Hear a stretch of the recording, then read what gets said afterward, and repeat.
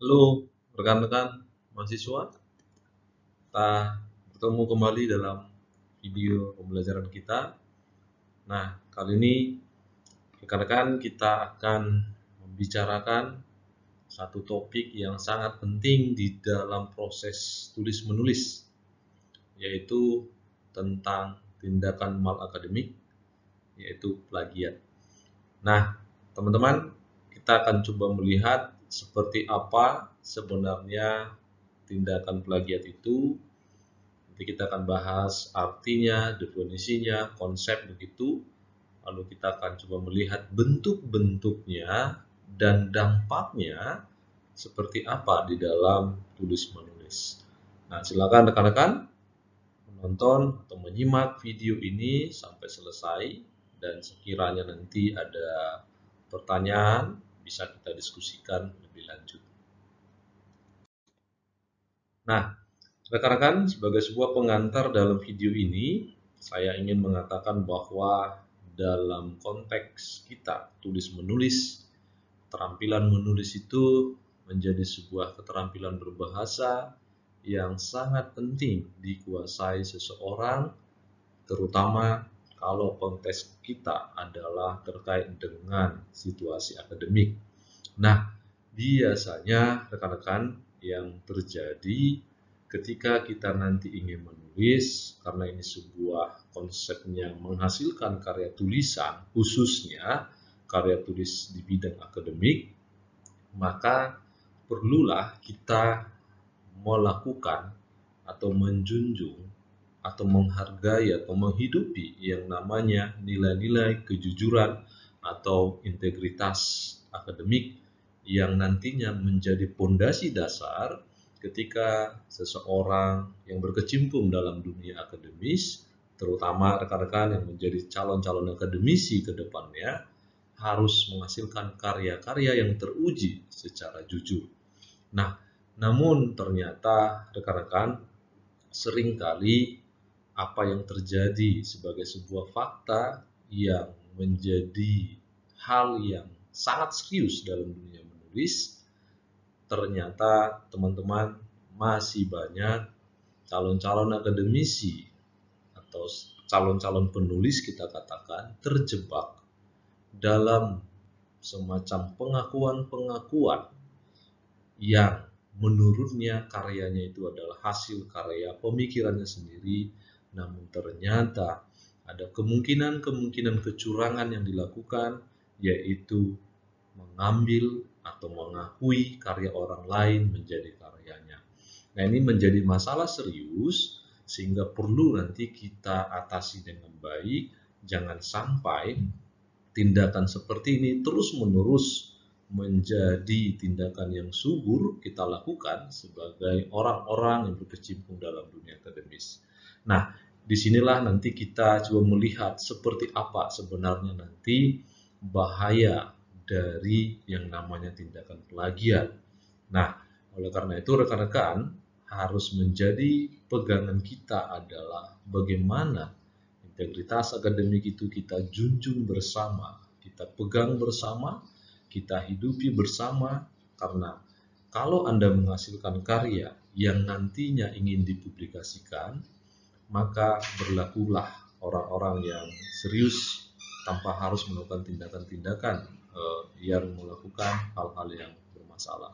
Nah, di sini perlu nanti rekan-rekan pahami ya, jangan sampai kalau Anda nantinya pada akhirnya menghasilkan karya yang ternyata karya itu adalah karya-karya yang memang sengaja diambil begitu, atau dikutip atau dilakukan citasi dari pemilikan orang lain, lantas kita akui sebagai karya kita, maka disinilah menjadi sebuah masalah yang serius ya di dalam persoalan tulis menulis. Dan orang-orang yang mungkin kita kira tidak memahami apa yang kita lakukan, itu satu pemahaman yang keliru, karena ternyata banyak juga orang-orang yang nanti bisa ya membaca, akan menelisik kembali karya Anda, apakah itu merupakan karya yang original atau jangan-jangan memang itu adalah hasil serapan mungkin, saduran mungkin, atau hasil dari kepemilikan karya orang lain. Nah, kalau ada unsur kesengajaan di situ, maka jelas-jelas rekan-rekan mahasiswa di situ sudah melakukan tindakan malakademik yang nantinya berujung mendapatkan yang namanya sanksi akademik tentunya, yang nantinya akan berhubungan dengan proses penilaian-penilaian secara akademik dan disimpulkan apakah benar nantinya ada unsur kesengajaan yang Anda lakukan di dalam proses pembuatan tulis-menulis itu. Nah, jika itu terus berlanjut tanpa adanya tindakan-tindakan kesadaran, maka jelas rekan-rekan sudah mengalami yang namanya unsur kesengajaan dalam pembuatan tindakan akademik. Nah, disinilah perlu kita pahami bagaimana bahaya di dalam proses pembuatan tulisan menulis itu dengan tindakan-tindakan plagiat yang tidak baik. Nah, rekan-rekan coba kita lihat dulu sebenarnya plagiat itu apa, konsepnya seperti apa, dan mengapa nanti tindakan plagiat itu memang sangat berbahaya. Nah, teman-teman, kalau kita lihat kembali secara etimologis, memang kata plagiat itu kita ambil ya, berasal dari bahasa Latin yaitu plagiare atau plagiarus ya, yang berarti sebenarnya makna leksikalnya itu atau makna dasarnya itu adalah mencuri atau penciplak atau pencuri. Nah, jelas kalau dikatakan apakah tindakan plagiat itu sangat tidak baik atau berbahaya, ya, karena secara makna dasar saja kata plagiat sendiri adalah pencuri ya, atau mencuri. Nah, yang namanya mencuri, yang namanya sebagai pencuri berarti mengambil punya orang lain dan mengaku itu punya dirinya. Nah, di sini jelas bahwa mencuri sendiri adalah tindakan atau perbuatan tidak baik, terutama di dalam dunia akademik. Maka proses pencurian ide mungkin, pencurian kata-kata, pencurian kalimat-kalimat yang tidak kita lakukan proses citasi yang benar, maka sebenarnya kita sudah termasuk melakukan tindakan plagiat.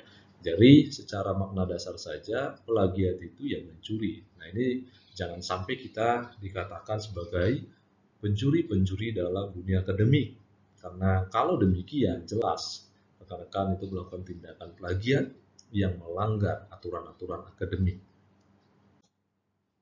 Nah, dengan demikian rekan-rekan, kalau kita nanti melihat ya pengertian lain dari para ahli yang memberikan definisi atau ketetapan dari konsep plagiat itu. Nah, saya mengutip pendapat Sulistiwo yaitu pada tahun 2011. Beliau mengatakan plagiat adalah tindakan menjiplak ide. Nah, di sini ada kata menjiplak ide, gagasan karya orang lain untuk diakui sebagai karya sendiri.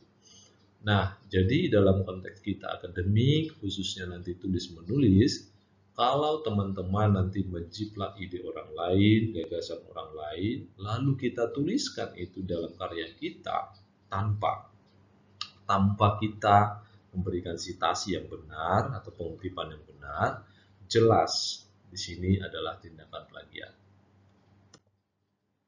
Nah, rekan-rekan perlu juga dipahami bersama sebenarnya kalau berbicara tentang plagiat ya, ada jenis-jenisnya yang termasuk dalam tindakan itu.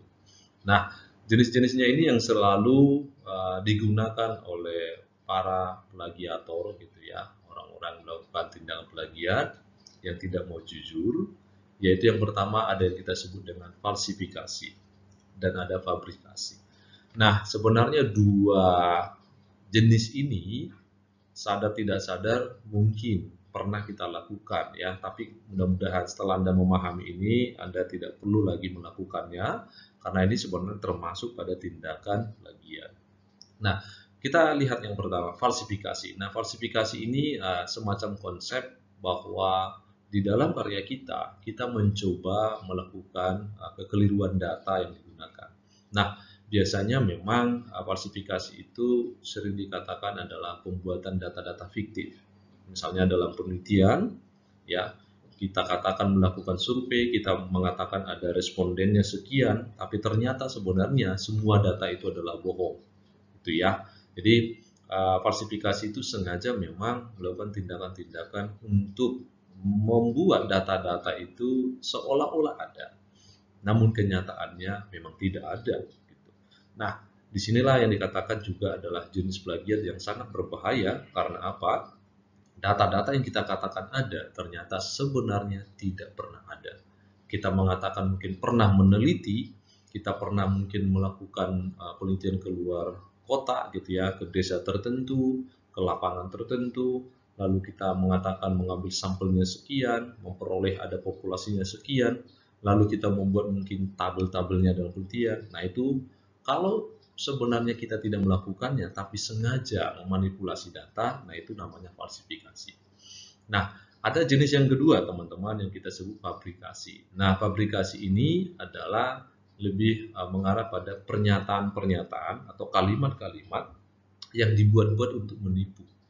Nah, biasanya memang kalimat-kalimat seperti itu seolah-olah pernah kita kutip atau pernah mungkin dikatakan orang lain, ya, tetapi ternyata memang tujuannya untuk membohongi orang yang membacanya gitu ya.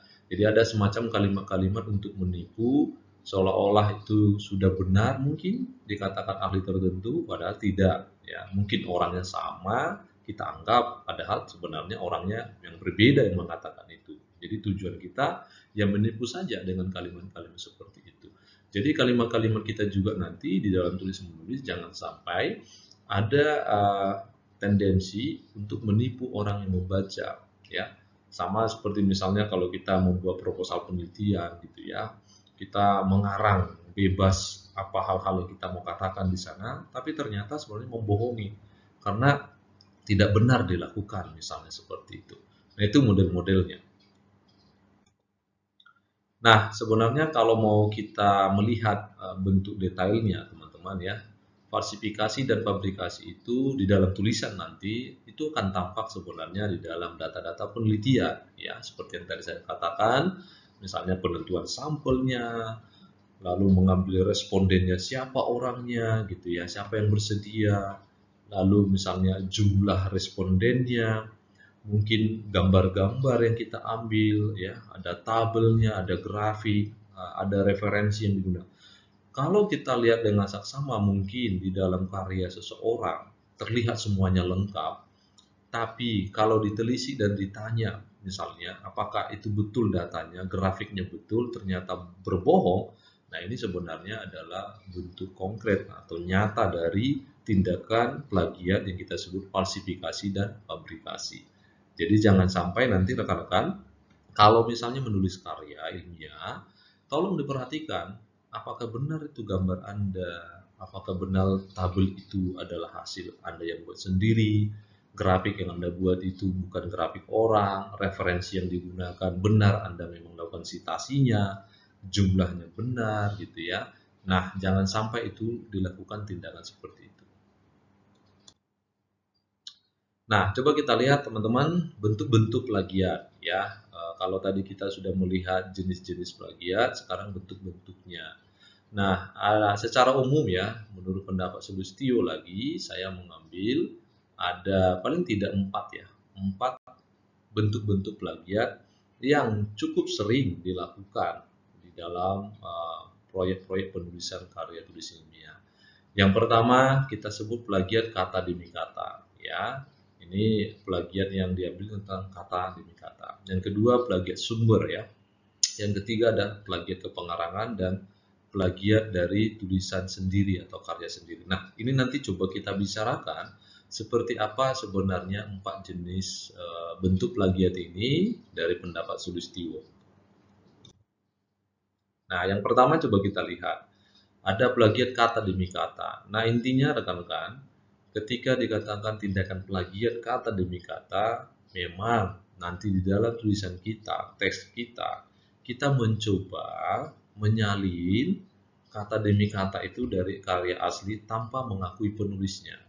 Ya, misalnya Anda mungkin cukup sering mengenal nuansa-nuansa kalimat-kalimat yang pernah kita bahas, yaitu kata-kata mutiara, kata-kata bijak gitu ya, kata-kata orang-orang tertentu, tapi kita tidak mengakuinya dalam tulisan bahwa itu karya orang lain. Ya, jadi sengaja kita ambil saja kata demi kata. Nah, ini plagiat kata demi kata. Nah, tindakan ini sebenarnya juga bisa terlihat ya kalau rekan-rekan nanti cukup jeli melihatnya dalam kutipan langsung.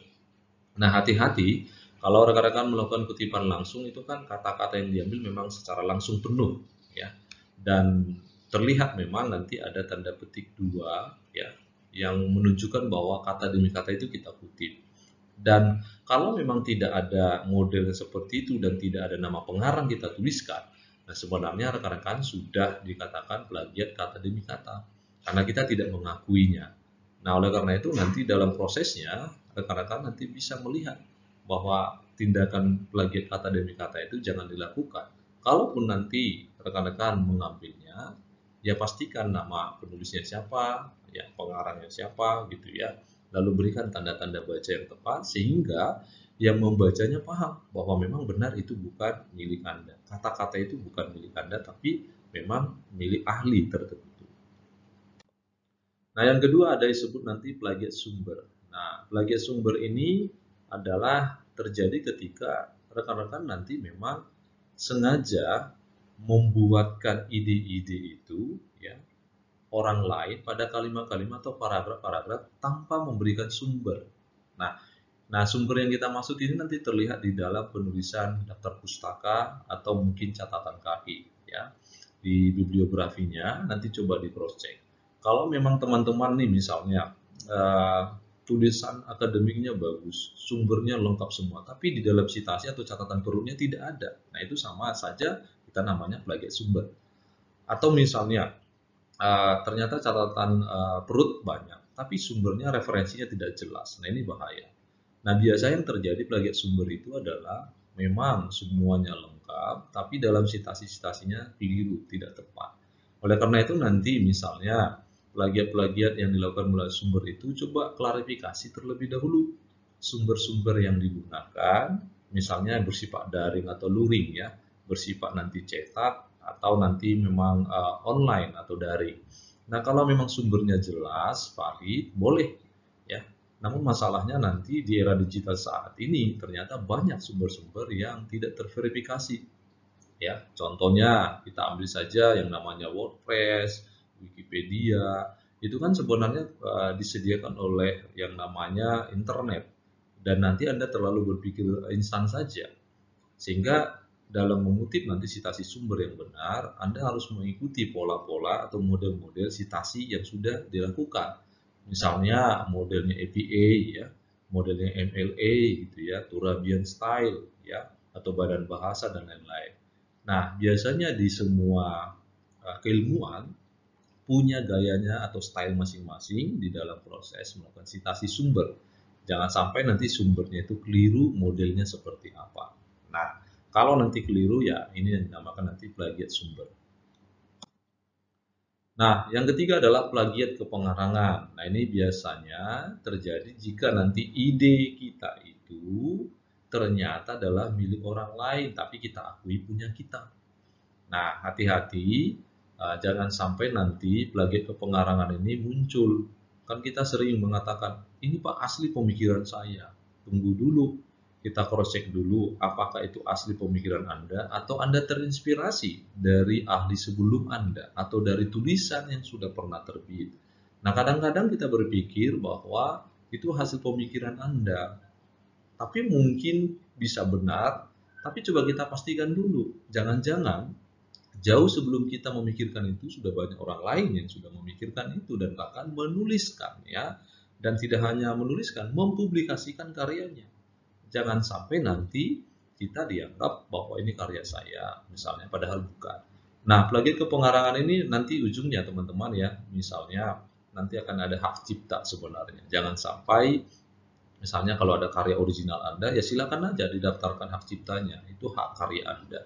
Sehingga nanti pengakuan orang lain misalnya ya, kalau ada orang lain mengakui, nah dia tidak bisa lagi mengakuinya karena apa? Secara terdaftar itu hak cipta Anda, termasuk karya-karya ya, karya-karya yang terbit, karya-karya mungkin dalam bidang proses produksi dan lain-lain. Jadi ada hak cipta, ada hak karya. Jangan sampai nanti Anda belum mendaftarkan, Anda mengatakan ini karya Anda padahal karya orang lain, jiplakan dari orang lain. Jadi ada orang gitu ya, ada pengarang-pengarang yang lain yang mungkin sudah duluan. Jadi pastikan dulu, jangan sampai nanti ketika dalam tulisan kita parafrasenya itu seolah-olah milik kita gitu ya, padahal milik orang lain. Nah, yang keempat ada plagiat tulisan sendiri atau swap plagiat. Nah, ini rekan-rekan yang cukup sering dilakukan juga ya. Misalnya kalau teman-teman sudah punya tulisan dan pernah diterbitkan misalnya, tapi Anda ambil lagi tulisan itu untuk diterbitkan di tempat yang lain padahal konteksnya sama. Nah, itu tidak boleh. Nah, itu namanya swap plagiat atau plagiat karya sendiri. Nah, jadi jangan sampai nanti teman-teman mengutip karya Anda sendiri supaya nanti ya diubah dikit-dikit begitu ya, itu kan salah. Nah, cobalah membuat pengutipan yang benar. Intinya kalau karya Anda sudah pernah terbit, jangan diterbitkan lagi di tempat yang lain ya, atau Anda kutip lagi sebagian atau seluruh hasil pemikiran Anda tadi lalu diubah atau digubah gitu ya pada bentuk yang lain untuk dipublikasikan. Nah, itu namanya swap plagiat. Nah, rekan-rekan Anda tadi sudah melihat beberapa bentuk dan jenis-jenis dari plagiat. Nah, sebenarnya apa dampak plagiat? Nah, karena kata plagiat itu tadi adalah pencuri atau mencuri, sebenarnya dampaknya, ujungnya semua adalah dampak negatif, tidak ada yang positif teman-teman. Nah, oleh karena itulah memang dalam proses tulis-menulis, dampak-dampak ini harus segera kita hilangkan. Nah, yang pertama apa dampaknya? Tentu adalah merusak etika penulisan. Nah, mengapa? Karena secara akademik teman-teman, kita harus berpikir bahwa menulis itu tidak mudah, berpikir bahwa menulis itu harus menghasilkan karya dengan integritas tinggi. Nah, kalau Anda melakukan tindakan plagiat berarti Anda merusak iklim penulisan, merusak etika penulisan. Nah, itu sangat disalahkan, ya, tidak boleh. Karena kalau Anda merusak berarti calon-calon akademisi menghasilkan karya-karya bohongan. Nah, itu tidak boleh. Dan yang kedua, teman-teman, kalau nanti Anda melakukan tindakan plagiat, maka sama saja sebenarnya Anda dalam tanda petik membunuh penulis aslinya. Karena apa? Kita tidak mengakui karya orang lain sehingga kita menghilangkan gitu ya, menghilangkan si penulis aslinya seolah-olah kitalah penulis yang pertamanya. Itu tidak boleh. Karena apa? Karena kita harus tetap menghargai karya-karya pemikiran orang lain. Di sini harus ada saling menghargai. Jadi jangan lakukan tindakan plagiat seolah-olah itu karyamu yang fantastis, yang bagus, padahal sebenarnya Anda sedang menyembunyikan atau membunuh, meniadakan penulis atau pemikir sebelumnya sebelum Anda menghasilkan karya itu. Nah, yang ketiga teman-teman, kalau nanti kita melihat dampak negatif dari tindakan plagiat, sama saja teman-teman membiasakan diri melakukan tindakan-tindakan curang. Nah, hati-hati kalau Anda sudah terbiasa melakukan tindakan plagiat, terbiasa mencuri, itu artinya teman-teman nanti akan memiliki habit atau kebiasaan untuk berperilaku curang. Sehingga dalam kehidupan sehari-hari kita, bisa saja kita akan melakukan hal-hal yang halal untuk kita dengan cara apapun itu, yang penting saya untung, saya akan lakukan hasil tulisan-tulisan yang instan dengan cepat, dengan tepat begitu ya. Dan kita akan terbiasa memiliki pola-pola negatif seperti itu artinya Anda akan menciptakan diri atau pribadi-pribadi yang suka berbohong, karena kita sudah memiliki konsep berpikir tidak masalah saya melakukan tindakan curang, yang penting karya saya ada. Nah, itu sangat berbahaya. Jadi jangan lakukan itu. Nah, yang keempat teman-teman, apa dampak negatif dari plagiat? Jelas, Anda di sana menciptakan kejahatan akademik dan suburnya pemikiran memperoleh keuntungan pribadi. Nah, rekan-rekan sekarang banyak yang kita sebut joki, banyak yang kita sebut menjual dalam tanda petik jasa untuk ya mengerjakan tugas ini, bahkan harga-harganya di internet itu sangat fantastis ya. Misalnya kalau tugas makalah saja mungkin 800.000, skripsi mungkin 1 juta, tesis mungkin ada 5 juta, disertasi mungkin 10 juta. Itu sebaran-sebaran biaya-biaya yang ada di internet. Hati-hati. Kalau Anda melakukan tindakan plagiat, itu sama saja Anda sebenarnya menciptakan lapangan pekerjaan bagi orang-orang yang jahat itu. Ya, dalam tanda petik Anda sedang menyuburkan tindakan-tindakan atau perilaku jahat, dan Anda memberi makan orang-orang yang jahat dalam dunia akademik. Hanya karena kita malas, hanya karena kita tidak mau berjuang untuk menghasilkan karya yang original.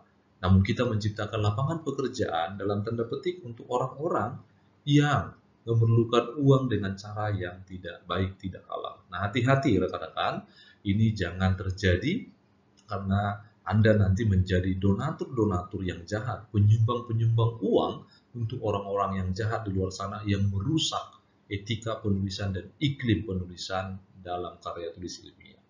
Nah, yang terakhir, rekan-rekan, tentu dampak negatif dari tindakan plagiat adalah Anda menjadi pemilik karakter-karakter yang tidak mau menghargai penulis yang lain. Anda akan merasa yang paling jago, Anda yang paling hebat, Anda tidak mengakui siapapun yang ada atau yang pernah, atau tulisan yang pernah terbit, karena kita merasa salah, saya adalah yang paling berharga dari orang-orang yang sebelumnya.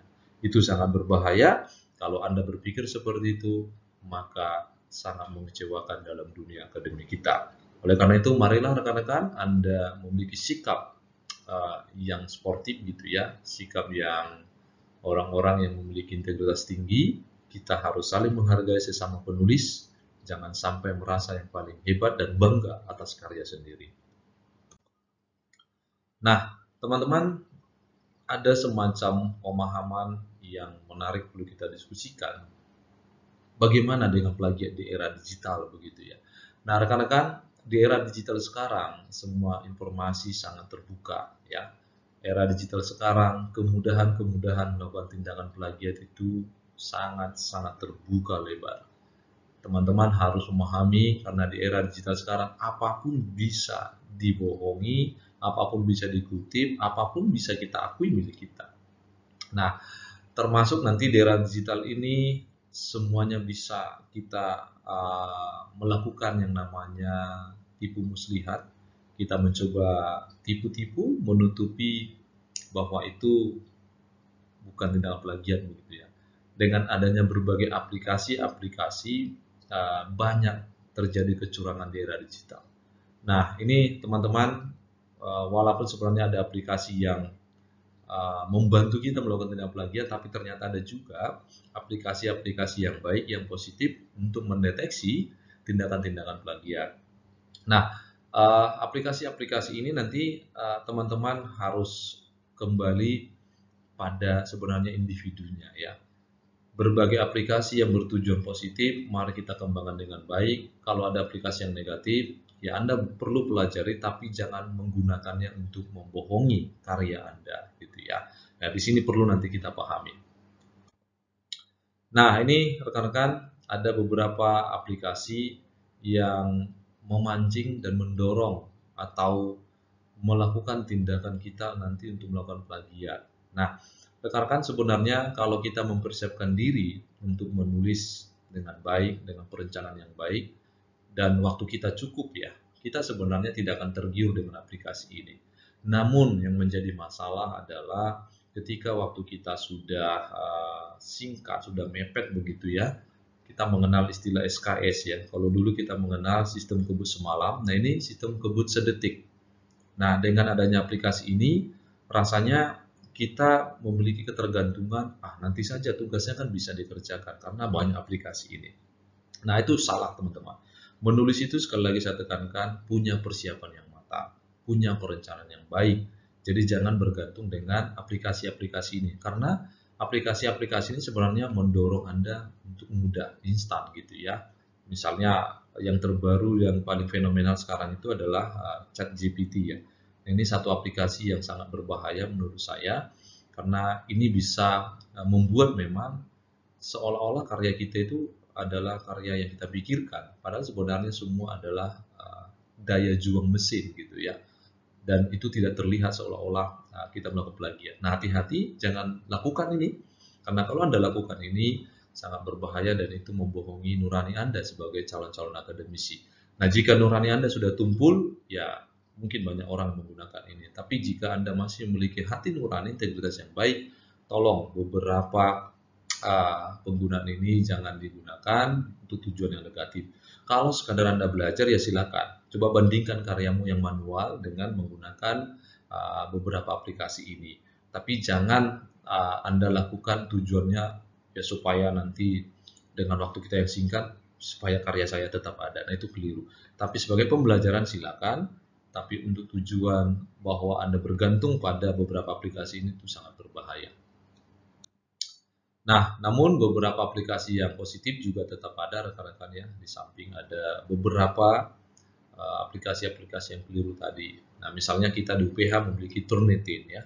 Ada juga Unicheck, Duplichecker, Plagiarism, Copylix, dan plagiat aplikasi ini detektor gitu ya, plagiat detektor ini juga bisa dipakai. Dan ini memang beberapa aplikasi yang positif ya. Dan hati-hati rekan-rekan mahasiswa, jangan menganggap bahwa kalau Anda sudah menggunakan aplikasi yang bertujuan negatif, kita para dosen, para pengajar tidak tahu menyelidikinya. Kita tetap punya aplikasi-aplikasi yang mampu mendeteksi karya-karya Anda. Nah, tetapi sebenarnya rekan-rekan yang kita harapkan adalah mari kita menjunjung tinggi nilai-nilai kejujuran ketika nanti kita ingin menulis supaya karya-karya kita tetap positif dan memang layak untuk dibaca dan menjadi berkat bagi orang lain. Nah, rekan-rekan, terima kasih untuk Anda. Ini sumber bacaan saja. Silakan kalau Anda ingin mendalami seperti apa konsep plagiat itu, Anda boleh membaca sumber ini dan bahkan sumber-sumber lain, entah itu nanti dari buku, jurnal, di internet, silakan Anda boleh cari untuk menambah pemahaman Anda. Sangat berbahaya melakukan tindakan plagiat. Oke, rekan-rekan, terima kasih di akhir video ini. Jikalau nanti ada pertanyaan, boleh kita diskusikan lebih lanjut. Sekali lagi, silakan kita melakukan penulisan dengan baik. Jangan tergiur dengan aplikasi yang memudahkan kita berpikir instan menghasilkan karya dengan begitu cepat, karena itu adalah tindakan mal akademik. Terima kasih sekali lagi, Tuhan memberkati Anda. Semoga karya Anda ke depannya akan semakin baik. Dan sampai bertemu tentunya ya dalam video-video sebelumnya, dan nanti Anda boleh menonton video yang sebelumnya juga terkait ini, dan nanti kita akan mempelajari topik-topik sesudah video ini. Tuhan memberkati.